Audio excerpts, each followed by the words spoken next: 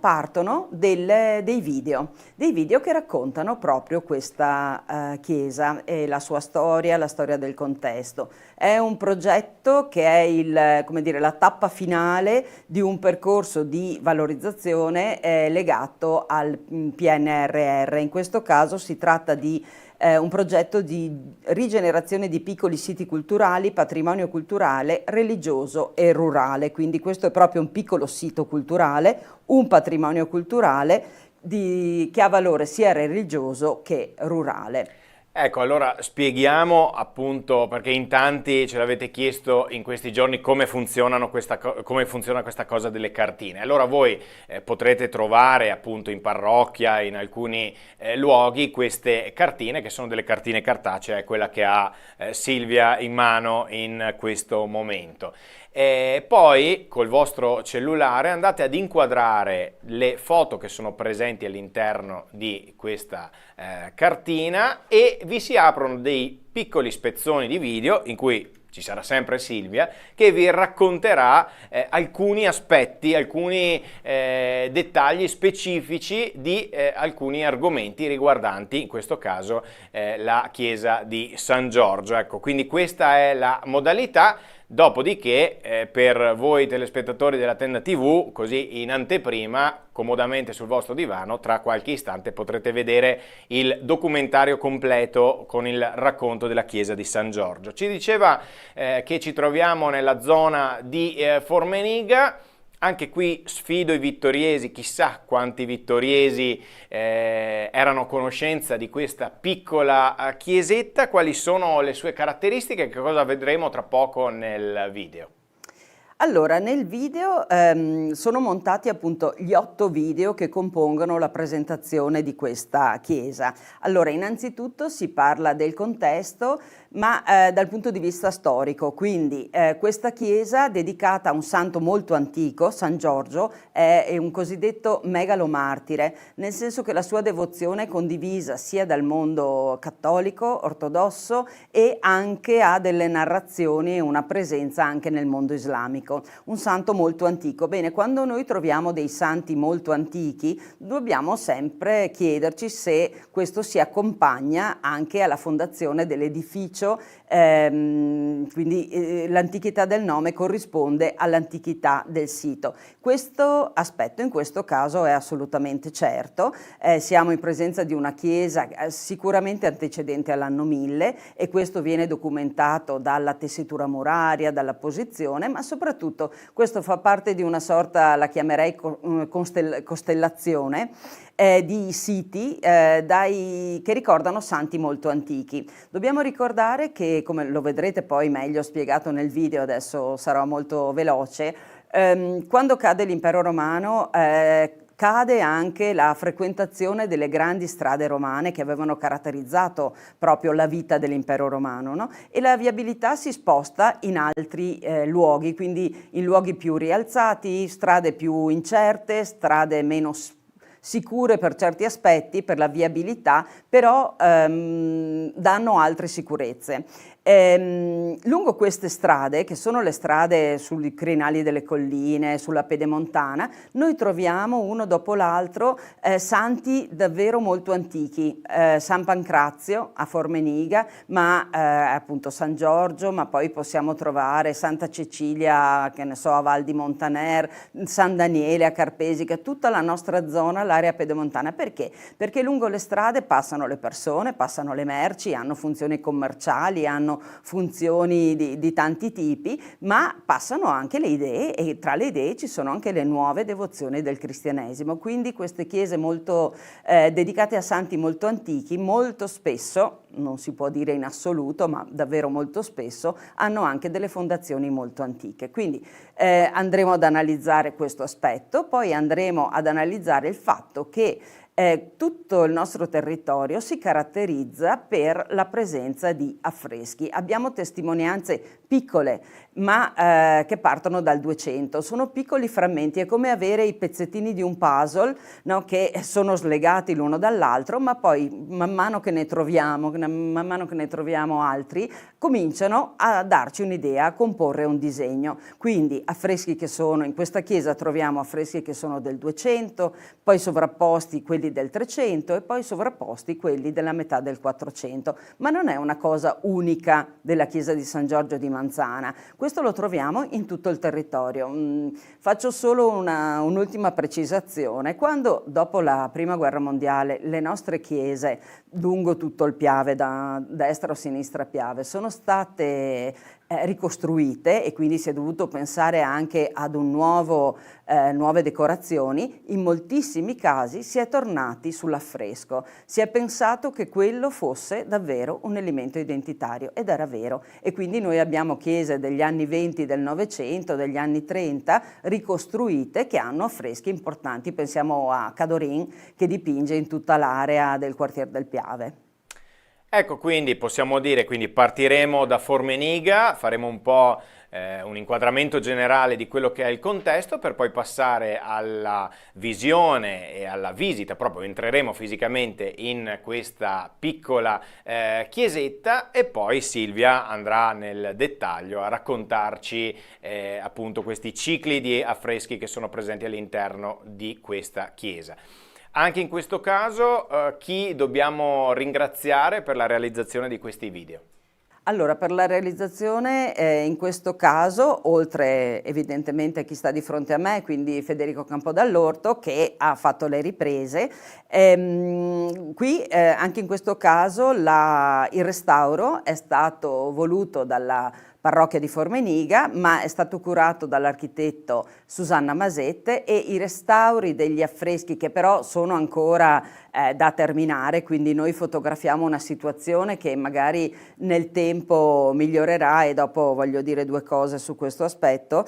Gli interventi sono opera di Emanuela Ruggio. In questo caso si è anche riscoperto proprio la struttura come era in origine, la stilatura delle pietre, ma anche la presenza di una panca, no? Che girava tutto attorno alla chiesa, quindi non c'erano i banchi, ma hanno trovato la testimonianza di questo sistema davvero molto antico. Tutto questo progetto, che prevede la cartina, le fotografie e i video in realtà aumentata, è un brevetto, diciamo, è una app sviluppata da Bags for Dream di Manlio Reffo, che è presente ormai, insomma, nel nostro territorio con alcune cartine e con alcuni progetti molto importanti, ma che non opera solo nel nostro territorio, ma in tutta Italia. Volevo solo aggiungere questo, che in questo caso, in modo particolare, i video sono particolarmente importanti, perché quando noi entriamo nella chiesetta di San Giorgio di Manzana, noi siamo un po' confusi, perché questa stratificazione, usiamo in storia dell'arte la parola palinsesto, che è la stessa parola che si usa, no, in televisione per dire, esatto, per costruire, no, una giornata e un periodo di attività, e lo stesso il palinsesto in realtà viene dai libri, dai testi antichi, dalla storia della miniatura, quando tanto era prezioso il libro che si raschiava per scriverci sopra. In questo caso si è ridipinto per dipingerci sopra, però i video permettono più che qualunque altro mezzo di farci guardare proprio nel punto esatto di cui si sta parlando, per cui isolando dei particolari dai diversi strati, una cosa che a occhio nudo, così entrando in chiesa, non è immediato riuscire a comprendere. Quindi i video sono davvero importanti, perché ci guidano il nostro occhio a guardare quali sono gli strati del 200 e poi tutti gli interventi successivi, per cui non è un mezzo qualsiasi, non è un mezzo moderno, ma è un mezzo utile in questo caso per comprendere fino in fondo. Grazie Silvia per questa introduzione, per questa anteprima, e quindi noi vi portiamo a fare 4 passi nella chiesa di San Giorgio a Formeniga.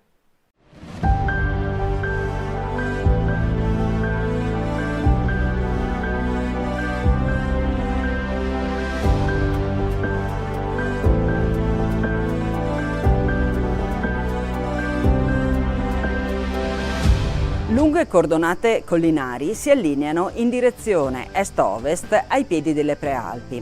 Sono rilievi Hogbeck, geologicamente già abbastanza rari, ma qui sono resi unici dalla caparbietà degli agricoltori che nei secoli hanno trovato le tecniche agricole adatte alla coltivazione della vite. Oggi queste colline sono famose per il paesaggio creato dalla produzione del prosecco. Nel territorio che circonda Conegliano e Vittorio Veneto troviamo altre dorsali.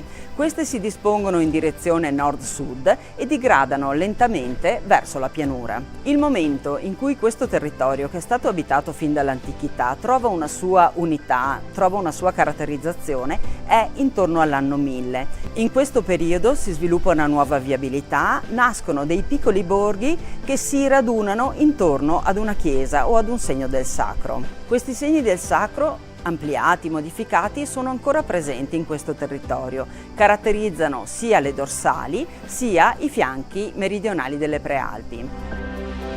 Hanno dedicazioni che ricordano i primi santi del cristianesimo: Giorgio, Daniele, Mamante, Pancrazio, Cecilia, Vito e Modesto, Gervasio e Protasio. Sono davvero i santi antichi del cristianesimo. La loro presenza non è casuale. Se collegassimo i nomi di queste chiese tra loro troveremmo dei tratti di viabilità molto antica.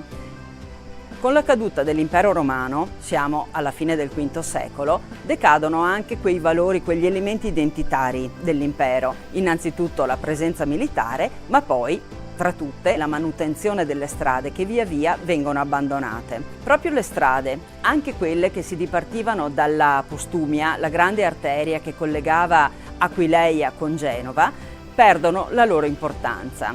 Quello che succede è qualcosa di particolare, si sviluppa una nuova viabilità, l'uomo ha comunque necessità di spostarsi, è una viabilità che non percorre più le grandi pianure, ma si sposta sui crinali delle colline.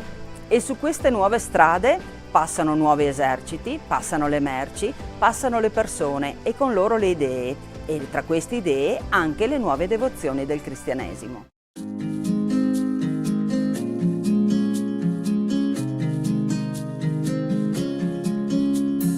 La parrocchiale di Formeniga sorge sulla sommità di una dorsale. È dedicata a San Pancrazio. San Pancrazio è un martire, 14enne, nato in Turchia e morto a Roma nel 304. Ma in questa chiesa si venerano anche i santi Nereo e Achilleo, due santi anch'essi martirizzati nei primi secoli, di cui la diocesi di Ceneda conserva preziose reliquie. Tutti e tre questi santi, Pancrazio, Nereo e Achilleo, si venerano il 12 di maggio.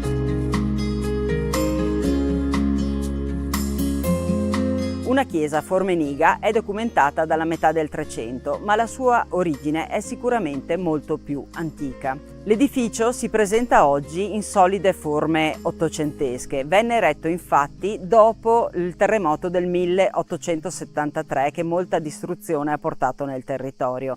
La chiesa poi venne consacrata nel 1927. La sua presenza si lega all'esistenza di un castello in questo territorio, un castello che fu molto importante tra il 1100 e il 1200, che controllava un vasto territorio ed era affidato alla famiglia da Formeniga. Il castello venne raso al suolo alla fine del 300 dai veneziani. Ce ne resta memoria per la presenza del terrapieno, per il fossato difensivo che è stato riscoperto, per alcune tracce archeologiche. Oggi questo luogo non è più un luogo di guerra, ma un luogo di pace, un luogo di serenità. Ammiriamo un panorama straordinario e proprio questo panorama ci dice come mai qui è stato posto un fortilizio militare.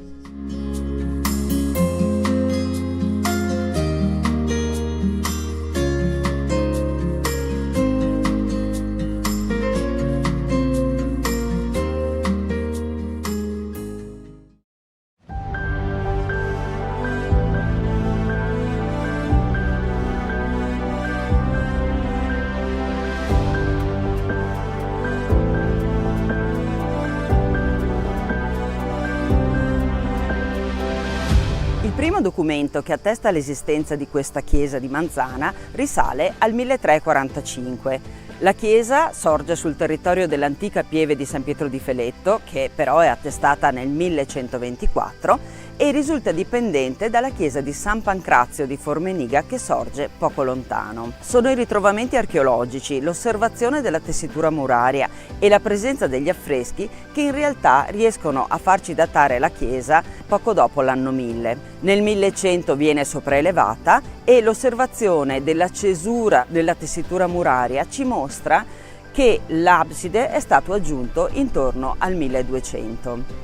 Al 1200 si data anche il bel campanile in solide forme romaniche. Si caratterizza per le bifore presenti sulla cella, che sono realizzate da una colonnina che poggia su un capitello a stampella, un elemento molto raro.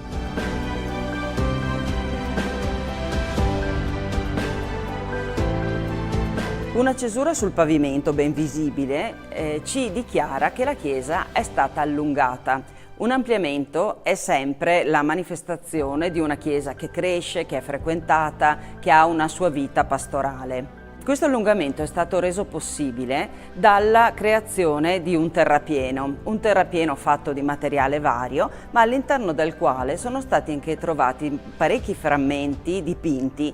Sono la testimonianza del fatto che probabilmente la facciata era dipinta, è stata demolita e questi elementi sono stati utilizzati per formare il terrapieno.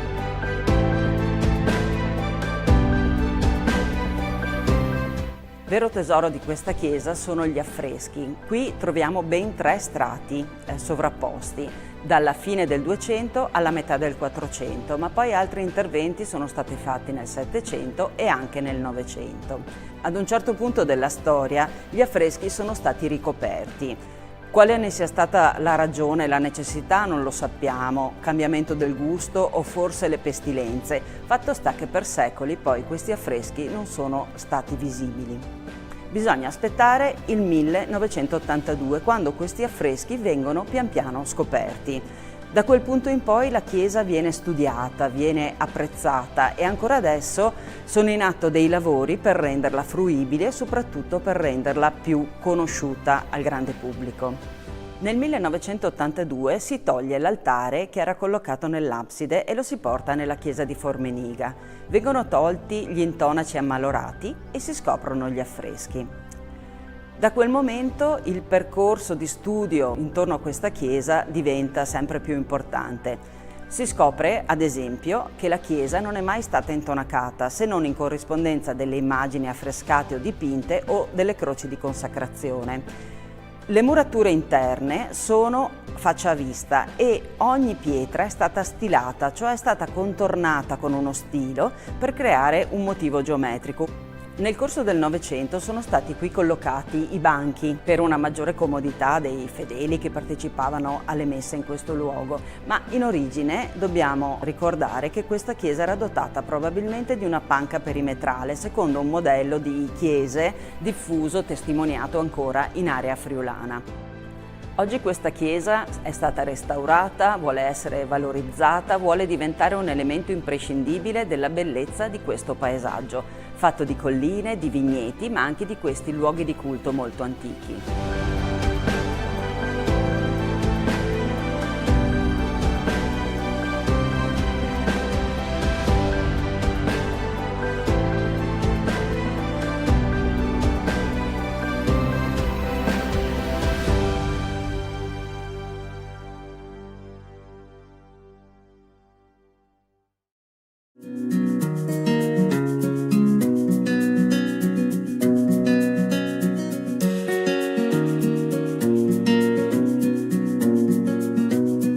San Giorgio è un santo antico.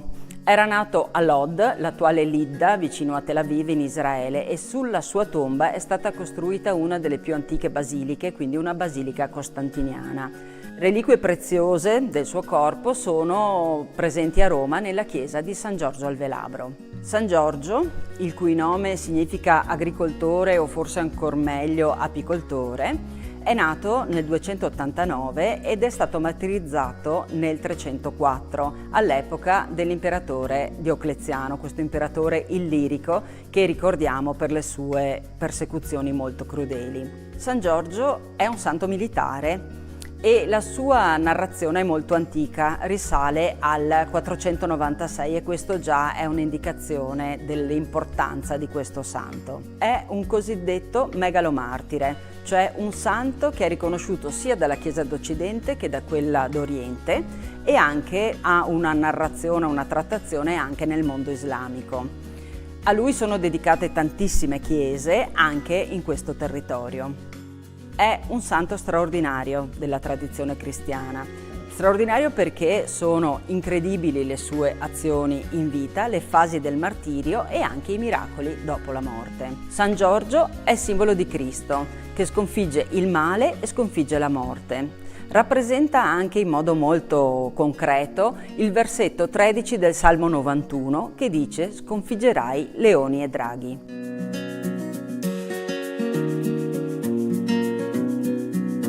La vicenda narrativa più nota è quella di San Giorgio che libera la principessa. La narrazione dice che esisteva un lago infestato da un animale, da un drago, e la popolazione che abitava sulle sue rive donava a questo drago, per placarlo, 2 pecore ogni giorno.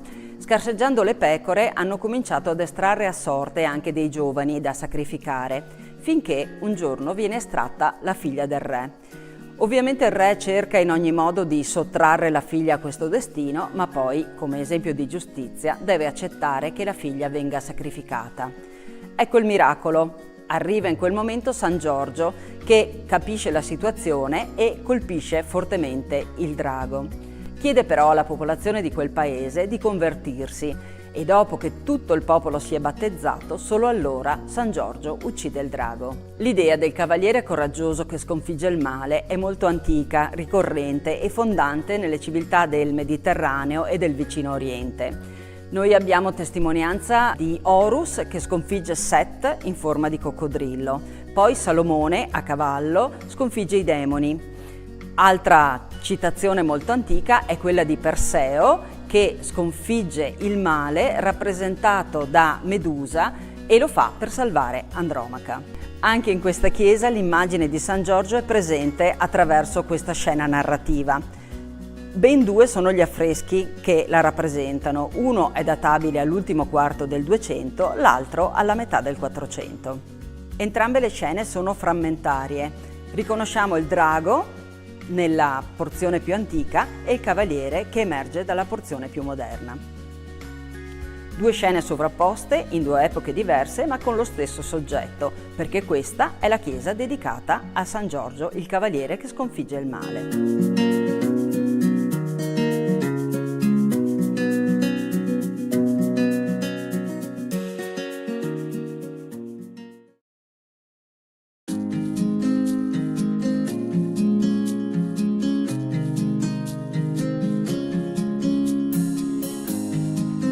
Come spesso accade in questi contesti, sono gli affreschi più antichi quelli che destano maggiore meraviglia. Gli affreschi più antichi qui si datano al 1270-1280, quindi ben 750 anni fa. In quel momento un artista dipinge nell'abside, nell'arcone del presbiterio e anche nella parete sinistra dell'aula. Qui realizza un'immagine di San Giorgio, poi un'immagine di San Michele che pesa le anime e alcune figure di santi. A destra dell'arcone dell'abside questo artista dipinge un San Michele che pesa le anime, una psicostasia. Quindi abbiamo l'immagine, il volto di San Michele, la mano destra tiene una lunga lancia, mentre la sinistra tiene in mano la bilancia.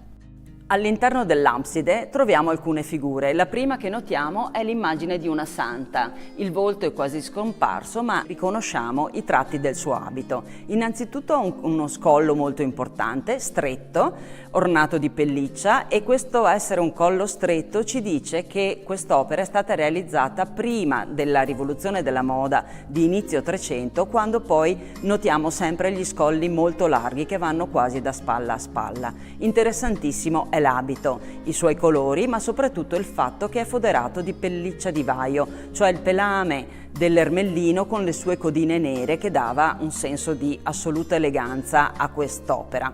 e alla figura della santa. Un abito aperto, una guarnacca, quindi un abito che non permette di fare dei lavori manuali. Questo indica lo status sociale di questa santa. All'ingresso dell'arcone noi troviamo un'altra figura, anche questa è frammentaria, però notiamo la mano che stringe qualcosa che sta oscillando. Evidentemente questo è un santo che ha in mano un turibolo per incensare. Notiamo i colori della veste che sono bruni e rossi e con le bordure gialle. Questa veste molto preziosa e molto abbondante è foderata anch'essa di ermellino. Anche la calotta dell'abside in origine doveva essere decorata. Oggi tutta questa decorazione è andata perduta, però ci resta un piccolo e significativo frammento. Alla base abbiamo una sorta di arcobaleno, doveva essere l'elemento che incorniciava la figura di un Cristo in mandorla o forse di una Deesis di gusto bizantino che ahimè è andata completamente perduta. Un ultimo santo, appartenente a questa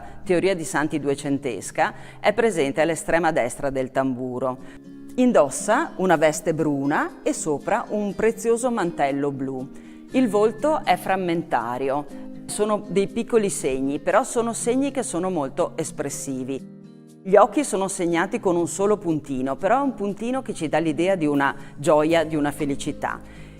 La cosa più interessante di questo frammento sono però i piedi, che indossano dei sandali che potremmo ancora trovare in vendita ai nostri giorni, e soprattutto i piedi sono messi in una posizione che ci indicano proprio l'incedere, il camminare, la voglia di andare in fretta ad annunciare la parola di Dio.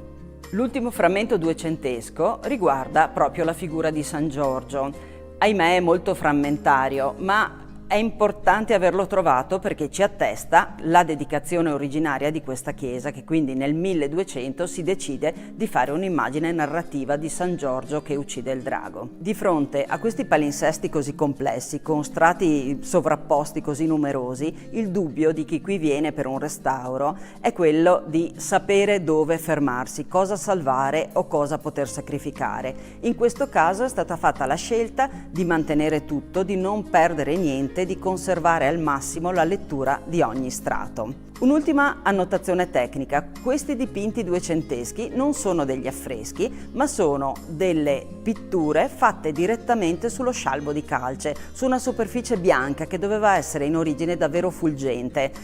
Le figure sono prive di ambientazioni, quindi si dovevano staccare proprio dal fondo bianco. Il pittore è molto capace, riesce con un solo segno di pennello a fare l'arcata sopraccigliare, segna con perfezione gli occhi, crea delle mani che stringono, che fanno oscillare e quindi sono molto espressive, e anche i piedi riescono a dare l'idea del camminare. Questo pittore non ha un nome, però ha uno stile riconoscibile. Riesce a dipingere con mano sicura e i suoi modelli di riferimento sono sicuramente tratti dalle miniature del periodo. Dall'arte di illustrare i libri lui trae l'essenziale, il modo molto diretto di dipingere, e questo è un elemento importante perché ci dice quanto nel 200 la pittura prendesse spunto dalla miniatura, da quella che ingiustamente per secoli abbiamo chiamato un'arte minore, ma davvero minore non è.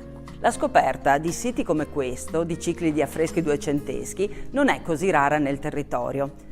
Nel 2014 è stato riportato a nuova vita l'oratorio dedicato a Sant'Urbano I Papa, un santo antico anche questo, morto nel 230, nel territorio di Godega di Sant'Urbano. Un piccolo oratorio dove lavora un artista itinerante, lo stesso artista itinerante che lavora anche qui a Manzana. Ora abbiamo assegnato le opere a questo maestro di Pianzano. Abbiamo un piccolo repertorio dei suoi interventi e speriamo che piano piano, con altri restauri, con altre scoperte, riusciremo a comporre anche un catalogo più corposo di questo artista o di altri artisti che nel 200 hanno lavorato in questo territorio.